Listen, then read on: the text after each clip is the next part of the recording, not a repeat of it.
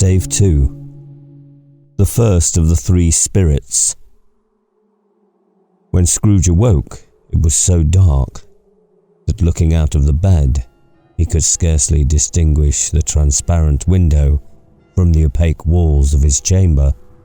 He was endeavouring to pierce the darkness with his ferret eyes when the chimes of a neighbouring church struck the 4 quarters, so he listened for the hour.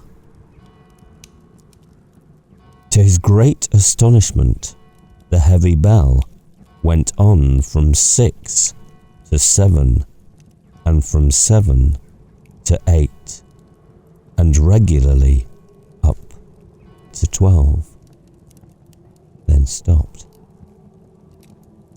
12? It was past 2 when he went to bed. The clock was wrong. An icicle must have got into the works. 12. He touched the spring of his repeater to correct this most preposterous clock. Its rapid little pulse beat 12 and stopped. "Why, it isn't possible," said Scrooge.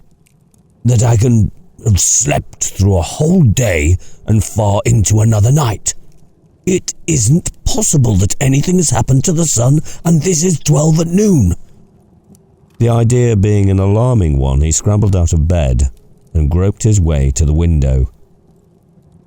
He was obliged to rub the frost off with the sleeve of his dressing gown before he could see anything, and could see very little then. All he could make out was that it was still very foggy and extremely cold, and that there was no noise of people running to and fro and making a great stir, as there unquestionably would have been if night had beaten off bright day and taken possession of the world. This was a great relief, because 3 days after sight of this first of exchange paid to Mr. Ebenezer Scrooge, or his order, and so forth, would have become a mere United States security if there were no days to count by. Scrooge went to bed again, and thought, and thought, and thought it over and over, and could make nothing of it.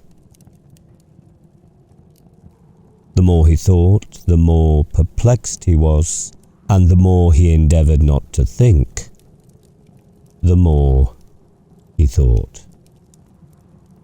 Marley's ghost bothered him exceedingly. Every time he resolved within himself after mature inquiry that it was all a dream, his mind flew back again like a strong spring released to its first position, and presented the same problem till he worked all through.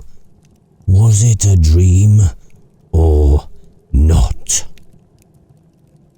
Scrooge lay in this state until the chime had gone 3 quarters more, when he remembered, on a sudden, that the ghost had warned him of a visitation when the bell had tolled 1. He resolved to lie awake until the hour was past, and, considering that he could no more go to sleep than go to heaven, this was, perhaps, the wisest resolution in his power. The quarter was so long that he was more than once convinced he must have sunk into a doze unconsciously and missed the clock. At length it broke upon his listening ear. Ding dong. 1/4 said Scrooge, counting. Ding dong. 1/2, said Scrooge. Ding dong. 1/4 to it, said Scrooge. Ding dong. The hour itself, said Scrooge triumphantly. And nothing else. He spoke before the hour bell sounded, which now did with a deep, dull, hollow, melancholy 1. Light flashed up in the room upon the instant, and the curtains of his bed were drawn aside, I tell you, by a hand. Not the curtains at his feet, nor the curtains at his back, but those to which his face was addressed, the curtains of his bed were drawn aside, and Scrooge, starting up into a half-recumbent attitude, found himself face to face with the unearthly visitor who drew them.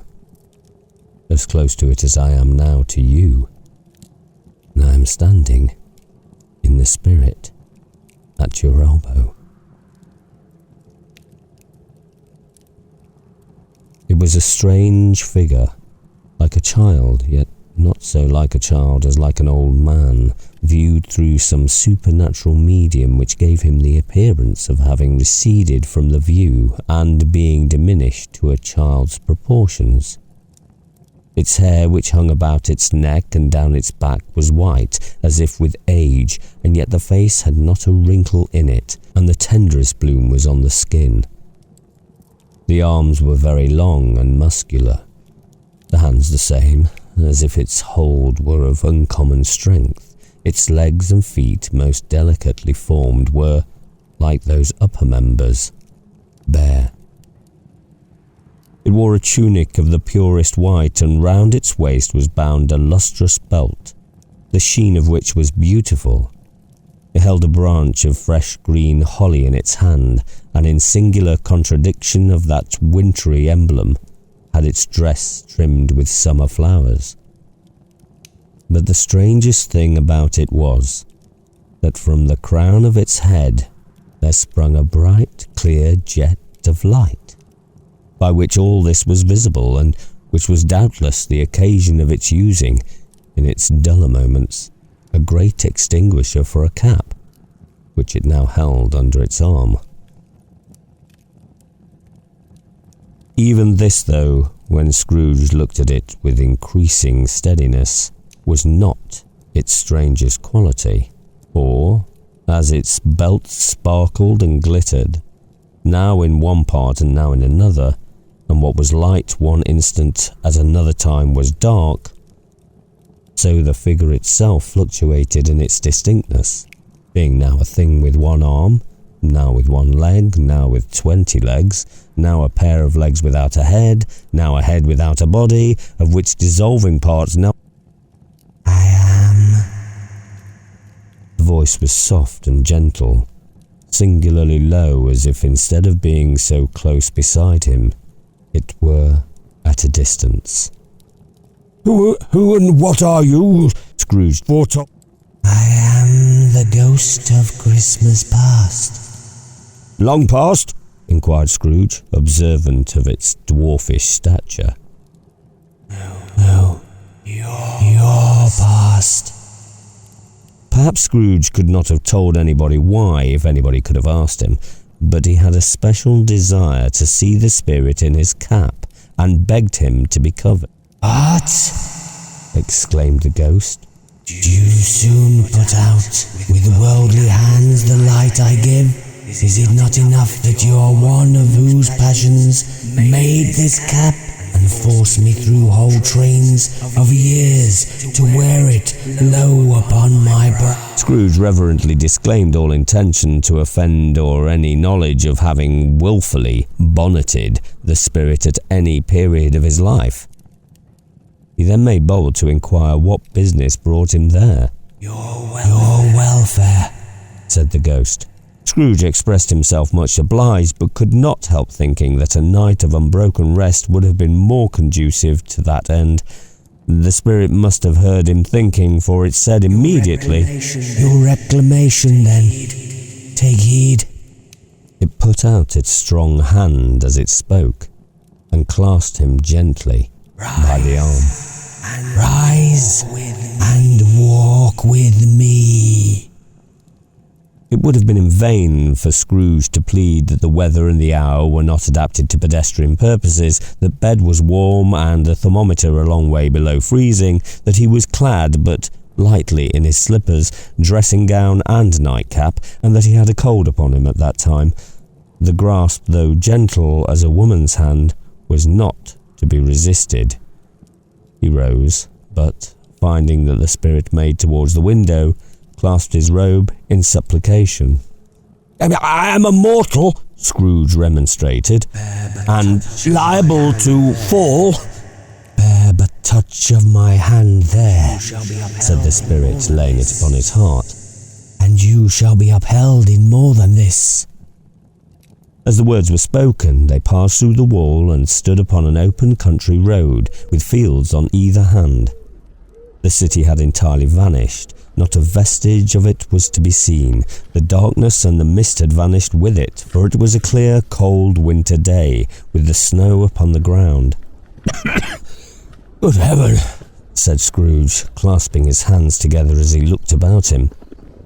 I was bred in this place. I was a boy here. The spirit gazed upon him mildly. Its gentle touch, though it had been light and instantaneous, appeared still present to the old man's sense of feeling. He was conscious of 1,000 odours floating in the air, each one connected with 1,000 thoughts and hopes and joys and cares long, long forgotten. Your lip is trembling, said the ghost. And what is that upon your cheek? Scrooge muttered with an unusual catching in his voice that it was a pimple, and begged the ghost to lead him where he would. You recollect the way? Inquired the spirit.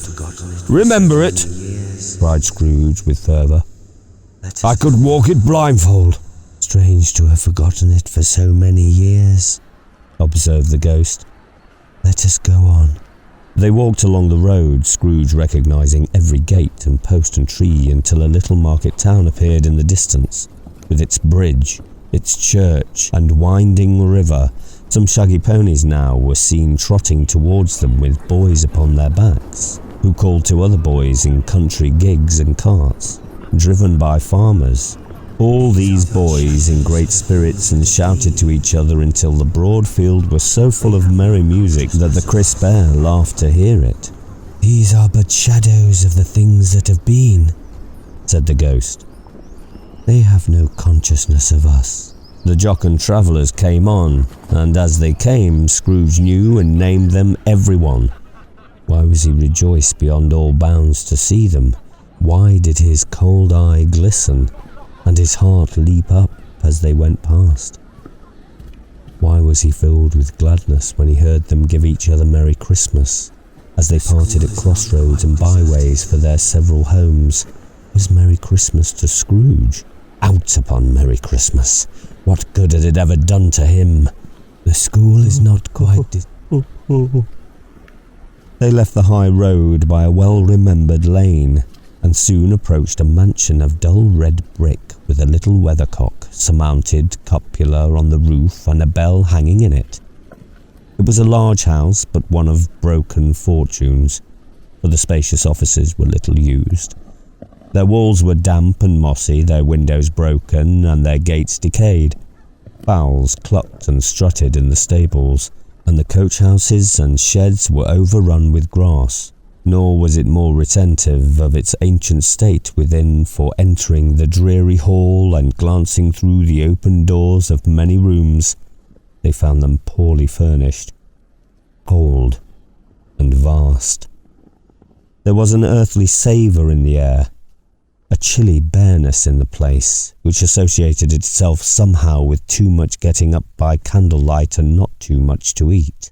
They went, the ghost and Scrooge, across the hall to a door at the back of the house. It opened before them, and disclosed a long, bare, melancholy room, made barer still by lines of plain deal forms and desks. At one of these a lonely boy was reading near a feeble fire, and Scrooge sat down upon a form and wept to see his poor forgotten. Not a lantern echo in the house, not a squeak and scuffle from the mice behind the panelling, not a drip from the half-thawed waterspout in the dull yard behind, not a sigh among the leafless boughs of one despondent poplar, not the ideal swinging of an empty storehouse door, no, not a clicking in the fire, but fell upon the heart of Scrooge with softening influence, and gave a freer passage to his tears. The spirit touched him on the arm and pointed to his younger self, intent upon his reading.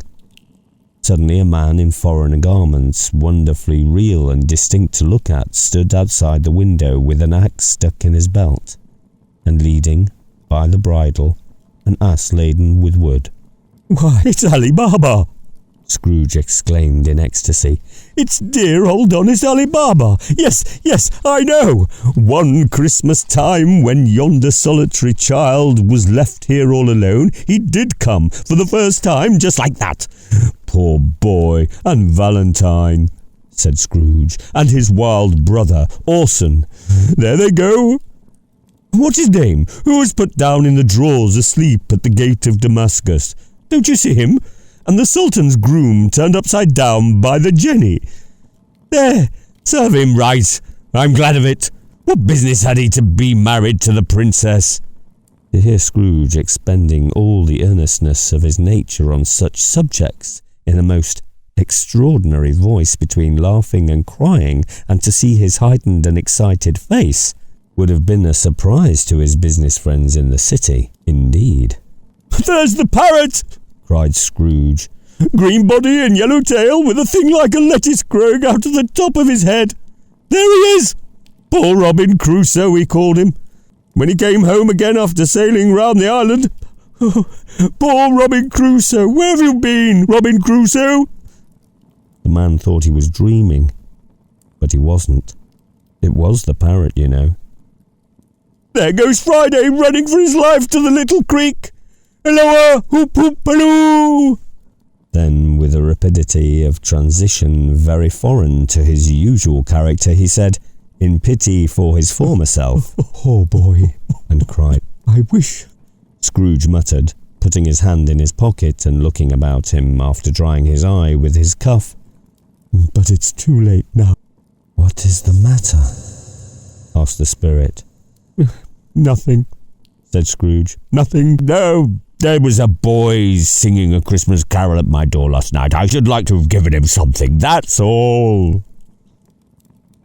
The ghost smiled thoughtfully and waved its hand, saying, as it did so, "Let us see another Christmas." Scrooge's former self grew larger at the words, and the room became a little darker, and panels shrunk, the windows cracked, fragments of plaster fell out of the ceiling, and the naked lathes were shown instead. But how all this was brought about, Scrooge knew no more than you do. He only knew that it was quite correct, that everything had happened so, that there he was, alone again, when all the other boys had gone home for the jolly holidays. He was not reading now, but walking up and down despairingly. Scrooge looked at the ghost, and, with a mournful shaking of his hand, glanced anxiously towards the door. It opened, and a little girl much younger than the boy came darting in, and, putting her arms about his neck and often kissing him, addressed him as her dear, dear brother. "I have come to bring you home, dear brother," said the child, clapping her tiny hands and bending down to laugh. "To bring you home, home, home! Home, little Fan," returned the boy. "Yes," said the child, brimful of glee. "Home for good and all, home for ever and ever. Father is so much kinder than he used to be, that home's like heaven. He spoke so gently to me one dear night when I was going to bed, that I was not afraid to ask him once more if you might come home. And he said, yes, you should, and sent me in a coach to bring you, and you're to be a man," said the child, opening her eyes, "and are never to come back here, but first we're to be together all the Christmas long, and have the merriest time in all the world. You are quite a woman, little Fan," exclaimed the boy. She clapped her hands and laughed and tried to touch his head, but, being too little, laughed again and stood on tiptoe to embrace him. Then she began to drag him, in her childish eagerness, towards the door, and he, nothing loath to go, accompanied "Bring down the Master Scrooge's box a there!" terrible voice, and in the hall appeared the schoolmaster himself, who glared on Master Scrooge with a ferocious condescension, and threw him into a dreadful state of mind by shaking hands with him. He then conveyed him and his sister into the veriest old well of shivering best parlour that ever was seen, where the maps upon the wall and the celestial and terrestrial globes in the windows were waxy with cold. Here he produced a decanter of curiously light wine and a block of curiously heavy cake, and administered instalments of those dainties to the young people, at the same time sending out a meagre servant to offer a glass of something to the postboy, who answered that he thanked the gentleman, but if it was the same tap as he had tasted before, he had rather not. Master Scrooge's trunk being by this time tied on to the top of the chaise, the children bade the schoolmaster good-bye right willingly, and, getting into it, drove gaily down the garden sweep, the quick wheels dashing the hoar frost and snow from off the dark leaves of the evergreens like spray. Always a delicate creature who a breath might have withered, said the ghost. But she had a large heart. So she had, cried Scrooge. You're right, I will not gainsay it, spirit. God forbid. And she died a woman, as I think, said the ghost.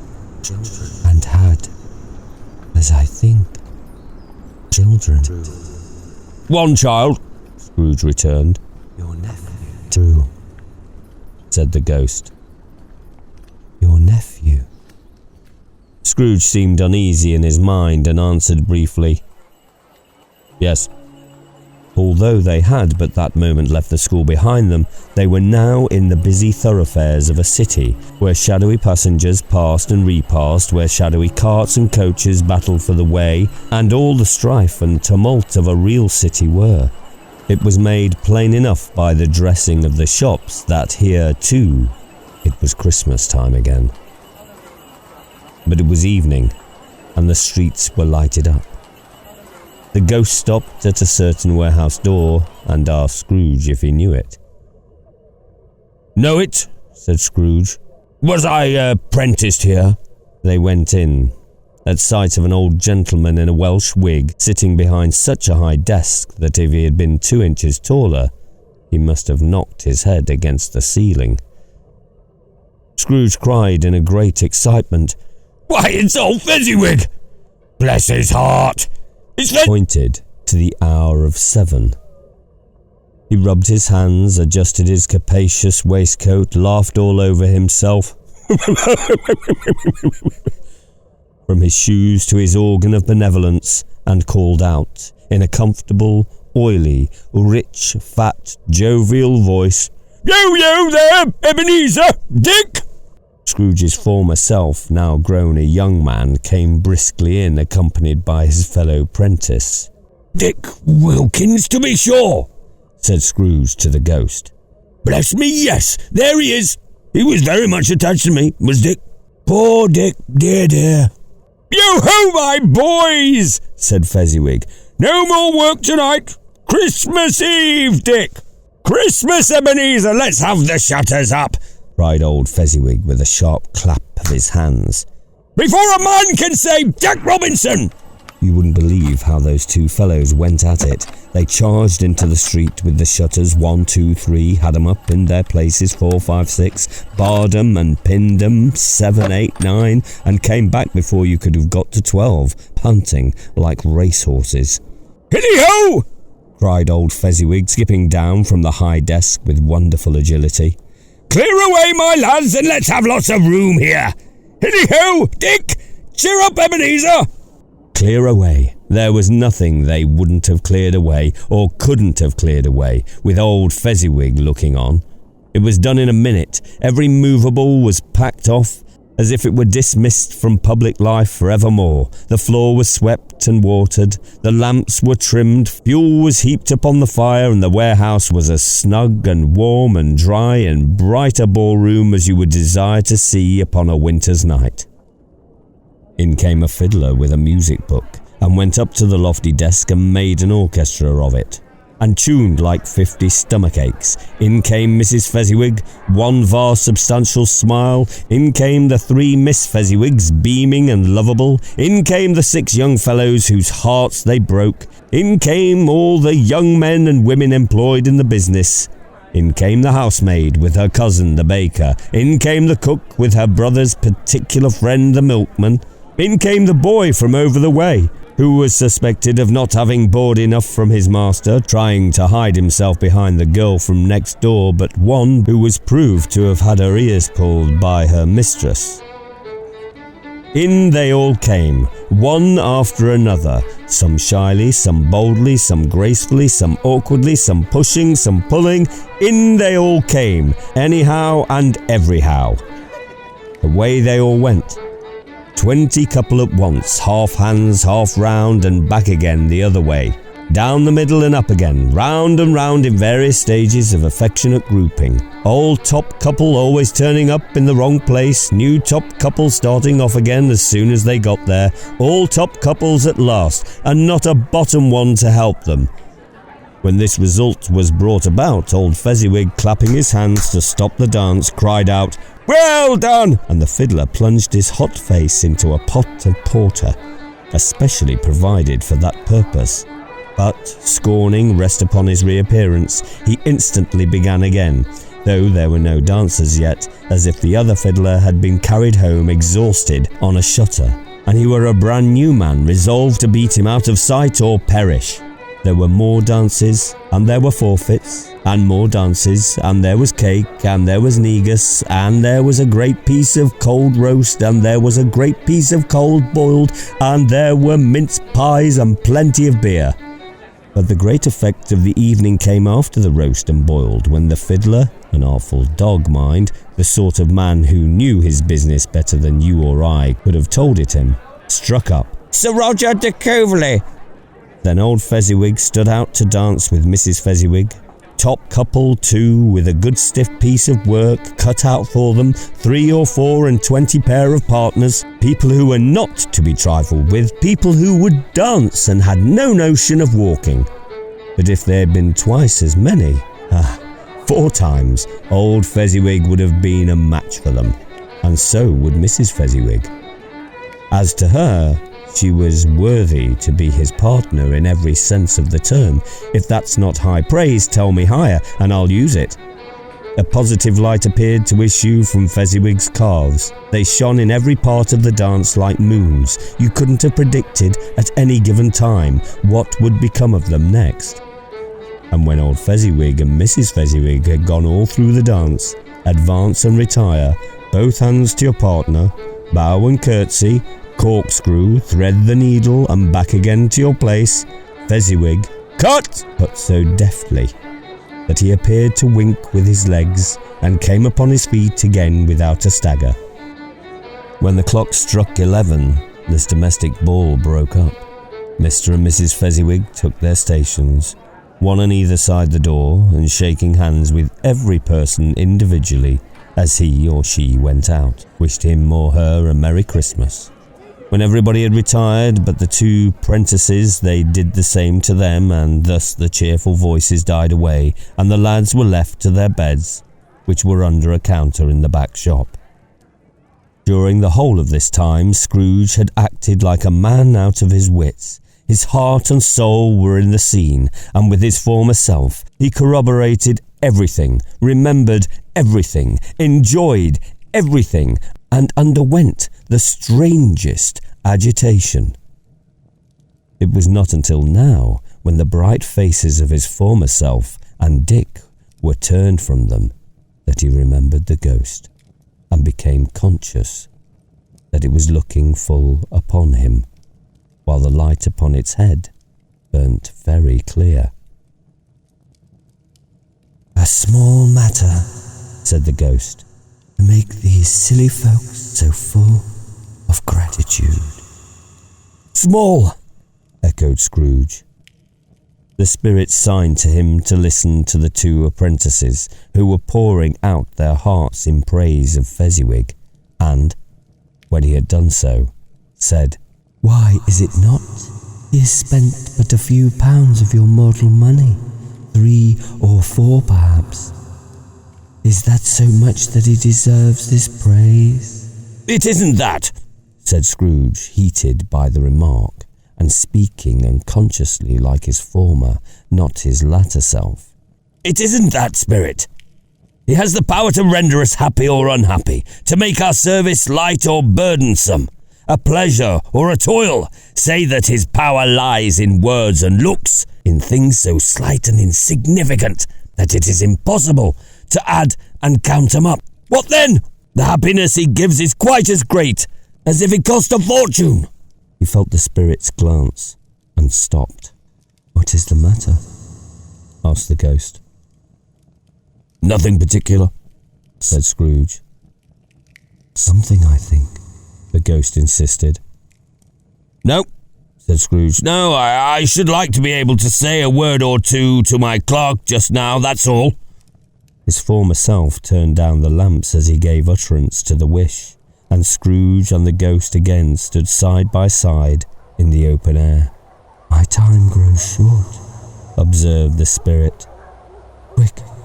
This was not addressed to Scrooge or to anyone whom he could see, but it produced an immediate effect, for again Scrooge saw himself. He was older now, a man in the prime of life. His face had not the harsh and rigid lines of later years, but it had begun to wear the signs of care and avarice. There was an eager, greedy, restless motion in the eye which showed the passion that had taken root, and where the shadow of the growing tree would fall. He was not alone, but sat side by side of a fair young girl in a mourning dress, in whose eyes there were tears, which sparkled in the light that shone out of the ghost of Christmas past. It matters little, she said softly. To you, very little. Another idol has displaced me, and if it can't cheer and comfort you in time to come, as I would have tried to, I have no just cause to grieve. What idol has displaced you? He rejoined. A golden one. This is the even-handed dealing of the world, he said. There is nothing on which it is so hard as poverty, and there is nothing it professes to condemn with such severity as the pursuit of wealth. You fear the world too much, she answered gently. All your other hopes have merged into the hope of being beyond the chance of its sordid reproach. I have seen your nobler aspirations fall off one by one until the master passion, gain, engrosses you, have I not? What then? He retorted. Even if I have grown so much wiser, what then? I'm not changed towards you. She shook her head. Am I? Our contract is an old one. It was made when we were both poor and content to be so, until, in good season, we could improve our worldly fortune by our patient industry. You are changed. When it was made, you were another man. I was a boy, he said impatiently. Your own feelings tell you that you were not what you are, she returned. I am that which promised happiness when we were one in heart is fraught with misery now that we are two. How often and how keenly I have thought of this, and I will not say. It is enough that I have thought of it and can release you. Have I ever sought release? In words, no. Never. In what then? In a changed nature, in an altered spirit, in another atmosphere of life, another hope as its great end, in everything that made my love of any worth or value in your sight. If this had never been between us, said the girl, looking mildly, but with steadiness upon him, tell me, would you seek me out and try to win me now? No. He seemed to yield to the justice of this supposition in spite of himself, but he said with a struggle, You think not? I would gladly think otherwise if I could, she answered. Heaven knows when I have learned a truth like this, I know how strong and irresistible it must be. But if you were free today, tomorrow, yesterday, can even I believe that you would choose a dowerless girl, you who, in your very confidence with her, weigh everything by gain? Or choosing her, if for a moment You were false enough to your one guiding principle to do so. Do I not know that your repentance and regret would surely follow? I do, and I release you, with a full heart, for the love of him you once were." He was about to speak, but with her head turned from him, she resumed, "You may. The memory of what is past half makes me hope you will have pain in this, a very, very brief time, and you will dismiss the recollection it gladly as an unprofitable dream from which it happened well that you awoke. May you be happy in the life that you have chosen." She left him and they parted. "Spirit," said Scrooge, "show me no more. Conduct me home. Why do you delight to torture me?" "One shadow more," exclaimed the ghost. "No more!" cried Scrooge. "No more! I don't wish to see it! Show me no more!" But the relentless ghost pinioned him in both his arms and forced him to observe what happened next. They were in another scene and place, a room not very large or handsome, but full of comfort. Near to the winter fire sat a beautiful young girl, so like that last that Scrooge believed it was the same until he saw her. Now a comely matron, sitting opposite her daughter. The noise in this room was perfectly tumultuous, for there were more children there than Scrooge in his agitated state of mind could count, and unlike the celebrated herd in the poem, they were not 40 children conducting themselves like one, but every child was conducting itself like 40. The consequences were uproarious, beyond belief, but no one seemed to care. On the contrary, the other mother and daughter laughed heartily and enjoyed it very much, and the latter, soon beginning to mingle in the sports, got pillaged by the young brigands most ruthlessly. What would I not have given to be one of them, though I never could have been so rude, no. I wouldn't for the wealth of all the world have crushed that braided hair and torn it down, and for the precious little shoe I wouldn't have plucked it off, God bless my soul, to save my life. As to measuring her waist in sport, as they did, bold young brood, I couldn't have done it. I should have expected my arm to have grown round it for a punishment, and never come straight again, and yet I should have dearly liked, I own, to have touched her lips, to have questioned her, that she might have opened them, to have looked upon the lashes of her downcast eyes, and never raised a blush, to have let loose waves of hair, an inch of which would be a keepsake beyond price. In short, I should have liked, I do confess, to have had the lightest license of a child, and yet to have been man enough to know its value. But now a knocking at the door was heard, and such a rush immediately ensued that she, with laughing face and plundered dress, was borne toward it in the centre of a flushed and boisterous group, just in time to greet the father, who came home attended by man laden with Christmas toys and presents. Then the shouting and the struggling and the onslaught that was made on the defenceless porter, the scaling him with chairs for ladders to dive into his pockets, despoil him of brown paper parcels, hold on tight by his cravat, hug him around the neck, pummel his back, and kick his legs in oppressible affection. The shouts of wonder and delight with which the development of every package was received, the terrible announcement that the baby had been taken in the act of putting a doll's frying pan into his mouth, and was more than suspected of having swallowed a fictitious turkey, glued on a wooden platter. The immense relief of finding this a false alarm, the joy and gratitude and ecstasy, they all indescribable alike. It is enough that by degree the children and their emotions got out of the parlour and, by one stair at a time, up to the top of the house, where they went to bed, and so subsided. And now Scrooge looked on more attentively than ever, when the master of the house, having his daughter leaning fondly on him, sat down with her and her mother at his own fireside, and when he thought that such another creature, quite as graceful and as full of promise, might have called him father, and been a springtime in the haggard winter of his life, his sight grew very dim indeed. "Belle," said the husband, turning to his wife with a smile, "I saw an old friend of yours this afternoon." "Who was it?" "Guess." "How can I? Tut, don't I know?" she added in the same breath, laughing as he laughed. "Mr. Scrooge it was. I passed his office window, and as it was not shut up, and he had a candle inside, I could scarcely help seeing him. His partner lies upon the point of death, I hear, and there he sat alone. Quite alone in the world, I do believe." "Spirit," said Scrooge in a broken voice, "remove me from this place."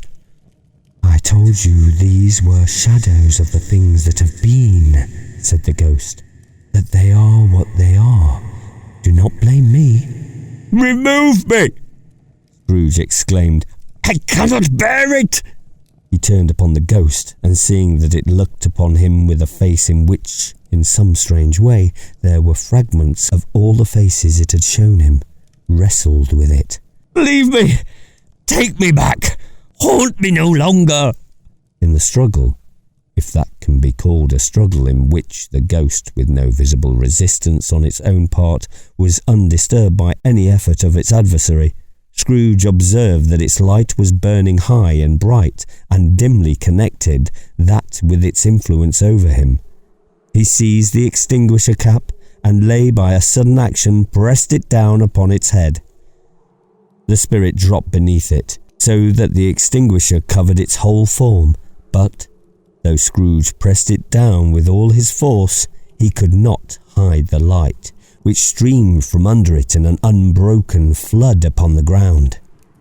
He was conscious of being exhausted and overcome by an irresistible drowsiness, and, further, of being in his own bedroom, he gave the cap a parting squeeze, in which his hand relaxed, and had barely time to reel to bed, before he sank into a heavy sleep.